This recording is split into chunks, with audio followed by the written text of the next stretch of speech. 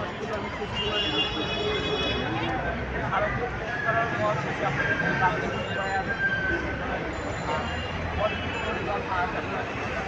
আমরা আমাদের শান্তিপূর্ণ অবস্থান কর্মসূচি আমরা চালিয়ে যাবো। আমরা কোনো সংসদের বিষয়ে আমার মনে হয় এখানে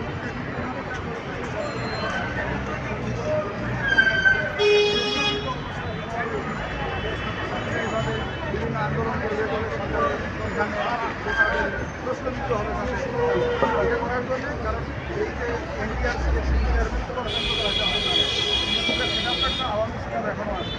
আর ইতিপূর্বে এনটিআরসি যে সবাই করে যে টাকাদার সনদদার চাকরি কি আমি বর্তমানে আজকে একটা চিকিৎসা করা গেল এবং আমি আমাদের ভালো দিয়েছিলাম। আশাবাদী আমি অন্তত আমি 80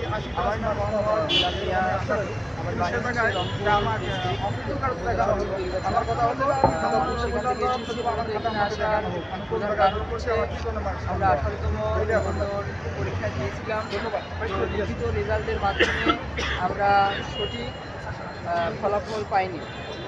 এজন্য আমরা যারা 18তম নিবন্ধনভুক্ত ভোগী রয়েছি, বাংলাদেশের এদের সমন্বয়ে আজকে একটা মানববন্ধন হয়েছে এবং ইতিমধ্যে আপনারা জানেন যে আরও কয়েকটি আমরা মানববন্ধন করেছি এবং সচিবালয় এনটিআরসির কার্যালয় পর্যন্ত গিয়েছিলাম। এনটিআরসি এর কার্যালয়ে আমাদেরকে নানানভাবে অপদস্থ করা হয়েছে।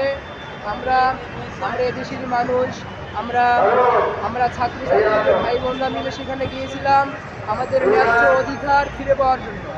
আমরা কোনো শিক্ষা করার জন্য যাইনি, আমরা কোনো চাকরি নেওয়ার জন্য যাইনি যে আমাদেরকে চাকরি দেন। আমরা সেখানে গিয়েছি, আমরা এনটিআরসি এর পরীক্ষা দিয়েছি, 100 মার্কের সঠিক আমরা আনসার করেছি।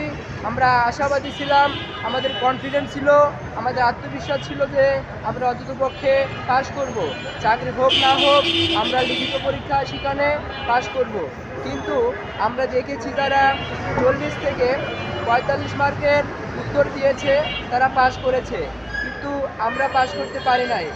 এখান থেকে সুস্পষ্টভাবে বোঝা যায় যে এনটিআরসির মাধ্যমে আমরা বৈষম্যর শিকার হচ্ছি। প্রিয় ভাই বোনেরা, শুধু আমরাই বৈষম্যর শিকার হচ্ছি না, আপনারা জানেন ইতিমধ্যে বিগত বছরগুলোতে আমাদের যে সিনিয়র যে ভাই বোনেরা রয়েছে তাদের মাধ্যমে আমরা জেনেছি এবং আপনারা সকলে অবগত আছেন, সাংবাদিক অবগত আছেন যে এনটিআরসি বরাবরের মতোই এই বৈষম্য করেছে এবং যাতে পরবর্তীতে বৈষম্য করতে না পারে এজন্য আমরা মানববন্ধন করেছি এবং আমরা পাস করেছি।